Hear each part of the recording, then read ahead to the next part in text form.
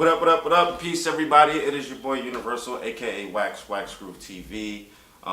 2018 has been a great year thus far in terms of hip hop. We've had tons of dope projects dropping, like quality projects too, whether it be like a short 7-track EP or a full-length album.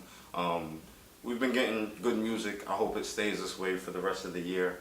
So with that being said, I want to talk about an album that dropped last Friday that I've been looking forward to for a while. WestSide Gunn, Supreme Blientele. So WestSide Gunn, Griselda Records, they recently signed a deal with Shady Records, and this is his debut industry album, we should call it, I guess.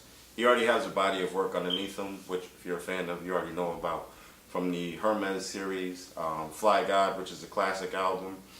And, you know, being that Fly God is such a classic, complete album, I was a little nervous as to whether or not he was going to be able to top that or make something just as comparable. But I must say, Supreme Blientele is a dope project. 17 tracks long. I was a little nervous when I saw 17 tracks. Like, damn, this thing is, it's going to drag on for a little while. But it doesn't. It doesn't seem too long. Like, when you're listening to it, it flows just nice. The features were another thing I was hesitant about. I was like, some of these might be a little forced, but they're not. You know, Aimless and Pac-Man on there fits right into the song. Busta does a great job. His chemistry with Jada is great. The features just all make sense. The album is dope. So, a couple of my favorite tracks I want to talk about on there.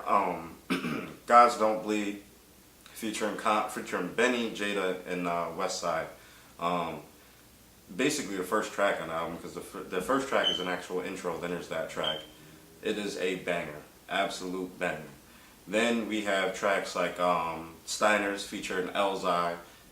Elzai always comes correct, bodied his verse, but WestSide came through and topped that verse. I was like, Jesus, this song is official. One of the other tracks, everybody loves this track that I spoke to, Brickler Bras Face. If you don't like that track, then you just go sit down. I don't even know what to say to you. Like, you're not even a real hip hop fan at this point. But yeah, you know, he's got producers on here like Static Select, Alchemist, Derringer, of course. There's wrestling references throughout the entire album, and I love it because we got more WestSide on here than we did, you know, that Fly God talk. So it's real gritty, you know, a lot of street stuff. You know, he gives you a little splash of that Fly talk, but not too much. He pretty much sticks to like the gritty street stuff on here. Then he gives you a lot of those wrestling references as well. Obviously, hence the name track, The Steiners. A lot of wrestling skits. You know, I love this project. It is, I think, one of the better projects this year. Well, I got an email from A3C, and I actually copied and pasted it, posted on like Facebook and Twitter, and it said, WestSide Gunn dropped the grimiest album of 2018, and I totally agree with that because this album front to back is grimy. You're gonna love it. There's really nothing for me to hate on about this album. There's one track I can say that I don't.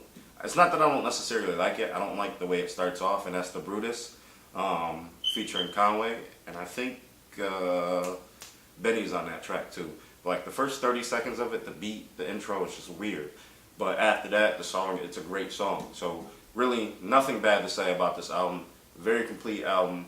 I was shocked that WestSide was able to put it together the way he did. Like I said, I was thinking, you know, damn, Fly Guy had such a great album. He's not going to be able to top that or match it or do anything comparable. Totally different. But this is a standalone project that makes you come back to it. It is definitely a gritty project. It's definitely something I'm going to keep in rotation all summer long. I wish he had a couple more features on there, but you know that it's his first project, so why not keep it limited? But I would have loved to see somebody like Mayhem on there or Action. He's got Rock on there. I love their work with Rock. You know, all those dudes, when they get together, they make great music together. You know, WestSide, Action Bronson, Rock Marciano, Mayhem Loren. Just those guys right there, they just make a ton of great music, especially once they're amongst each other. It's even better. But I would have loved to see, you know, at least Mayhem and Action on this album. We got Rock on there. We got Jada.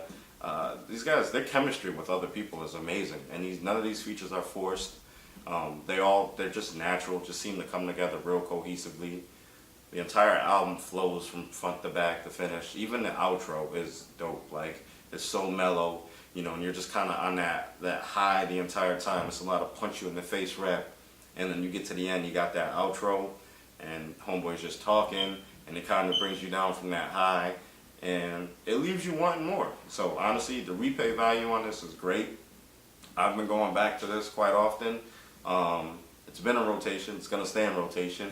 As far as rating this album, I'm going to give it a Ghost Chili Pepper. This is definitely a classic album. Like I said, grimiest album of the year. If you haven't listened to it, listen to it. If you have, let me know what you guys think. Let me know what I should review next. Like always, like this video, share it, subscribe to the channel. More content on the way. Peace.